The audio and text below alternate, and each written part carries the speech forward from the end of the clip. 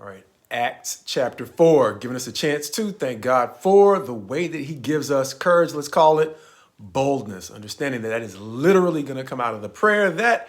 the disciples are going to pray after the apostles who are taken into custody get good news in this chapter that structurally shows them being taken into custody after chapter 3 showed the great crowds that were surrounding after a great act of kindness. But as we said, success requires us to have the maturity, if we're going to handle it well, to not only accept the applause, but the repercussions. And chapter 4, in a lot of ways, is about the repercussions, as roughly structured verses 1 through 12 are going to talk about the arrest and the hearing. That follows with verses 13 through 22, talking about the deliberation and the verdict that it results in, or allowing them to be freed because they actually survive, even though there's no guarantee that they would survive. And that leads to the last section, at least as I saw it, that being verses 23 through 37, which show us the celebration following the good news of the release of the apostles, understanding that it's not just a party, it is a practical opportunity for them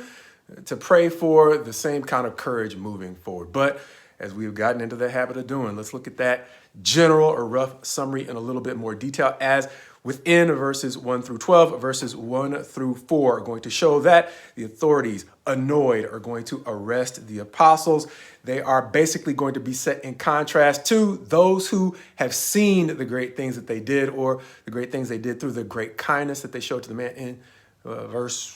chapter 3, sorry. In spite of the fact that they are going to get arrested, their works are going to have positive results, as they're going to be believers that are created even as they are being drawn off into custody to face their next hearing. That we will see in verses 5 through 12 is organized by some of the usual suspects, Annas and Caiaphas, the same ones who were involved in the arrest, deliberation, or hearing, and then ultimate crucifixion of the Christ, are going to be the ones who are organizing the mob here, as they are going to form the mob up in the shape of the council. It's going to ask a simple question: by what name or power did you do or accomplish the healing that we saw back in chapter 3? Understanding they could have made a simple answer, once again, Peter is going to step up and basically ask them, if you are asking about a kind deed done to a man who had been lame, then we're going to give you a simple answer, and that is by the name of Jesus. But he is going to then double down by saying it's not just Jesus, but in case you had any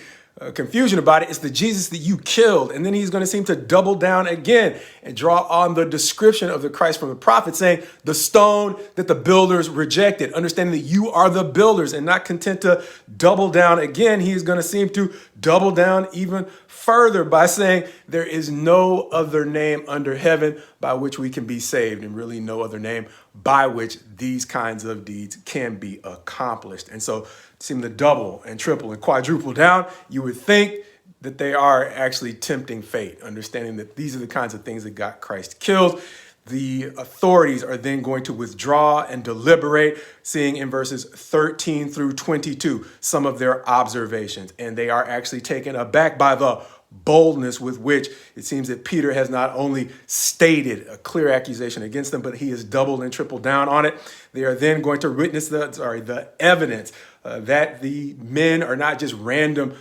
inhabitants of Jerusalem, but these were people who were actually with the Christ. And even though they probably could be afraid because of that, they don't seem to be. And even more, beyond their courage, they actually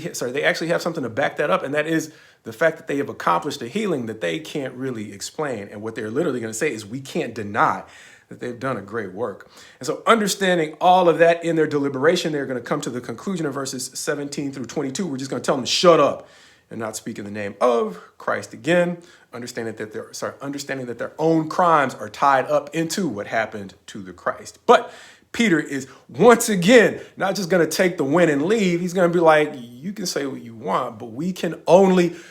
I'm going to paraphrase, going back to chapter 1, fulfill our role as witnesses, saying we can only speak of the things that we have seen and heard. Understanding that it seems that now Peter, in spite of his past fears, has a clear understanding of his purpose, and that might have a lot to do with his confidence in answering them, and not just answering them, but moving forward. And that is going to lead into what we talked about before, the fact that his strong sense of purpose and his confidence or boldness within his purpose is going to be something that the rest of them, the other disciples, are going to pray that they can have as well. As verses 23 through 37 are not going to just show them celebrating the release of the apostles. They are going to request that they are able, if they can't do the same amazing things they're seeing the apostles doing, they can at least pray for the courage, and that's what they're going to do. When we see their prayer in verses 23 through 31, based upon, in a lot of ways, Psalm 2, a question: why do the nations rage against God and his anointed? Regardless, even if they're not able to answer the question, they're praying for the boldness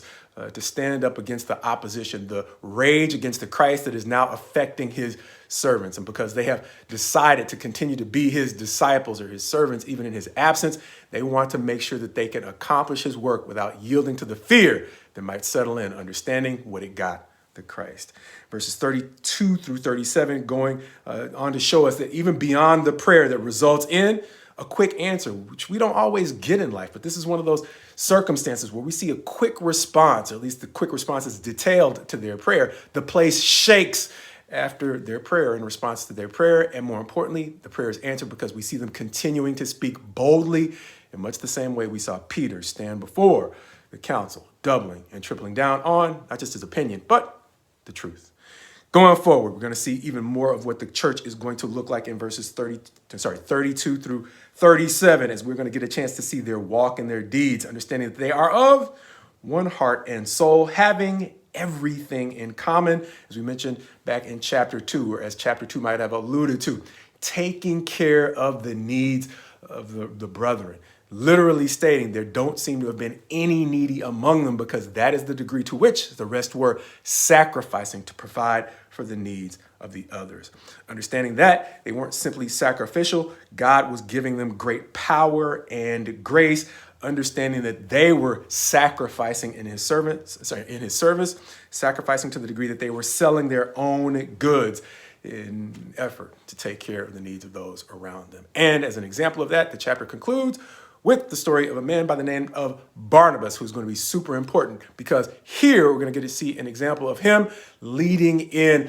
the example of what it meant to be sacrificial in this circumstance. But it's not just a sacrifice of his goods that's going to get him a name. Later on, when their enemies begin to turn and repent, most notably Paul, he is going to be a peacemaker between Paul, who had been guilty of trying to kill the new believers, and the people who rightfully didn't trust him. And so he is not going to only be sacrificial with his stuff, he's going to be sacrificial with his reputation later on to create peace, as the word is not only going to go beyond those who are originally persuaded to turn from the things that had once convinced them to kill the Christ. They are now being persuaded to receive those who had once been persuaded to actually try to kill them. Understanding, at least as far as Paul was concerned, that he was now putting himself in an even greater danger than the danger that he seemed to pose to the church when he was the one persecuting them. But I've gotten ahead of myself, because Paul's story is a few chapters away. Nevertheless, the courage that he seemed to find in chapters 9 and moving forward reminded me of the courage that Peter and the rest of the apostles found in this chapter. And I use the word found for a reason, because they all notoriously had failures of courage leading up to the point where they found the courage to actually follow God the way that he was calling for them to follow him. Understanding that the apostles famously scattered from Christ once he was struck. And it was clear that following Christ was not going to be all that they thought it would be. And likewise, Paul, as tough as he might have been in persecuting the believers, didn't have the courage to simply embrace the truth of the scriptures that he devoted his life to studying. And it reminded me that in life, at least from my perspective and the things that I've learned, courage seems to be more a thing that we find as opposed to a thing that we are born with. Understanding that there's a famous saying in combat sports. It goes, styles make fights. A saying that takes in most of at least boxing's history of showing how even the greatest of fighters have matchups that either prove their vulnerability or challenge them in ways that no other matchup could. And those bad matchups require them to find another level, quite often another level involving the kind of courage they might not have needed in situations where they simply had their opponent overmatched. And that reminded me of the way in which, like we said, the apostles and then later Paul will have to find their courage, because life has this way of bringing us all, without exception, into matchups that we simply can't handle. Thus, the wisdom in chapter 4, where the believers, seeing the way in which the apostles found their courage, are asking God to likewise help them find theirs. In a chapter that, God willing, will encourage us not simply to pray to God for courage, but to look at the way that they lived their lives and likewise pattern our lives in a way that would actually encourage God to give us the courage we need.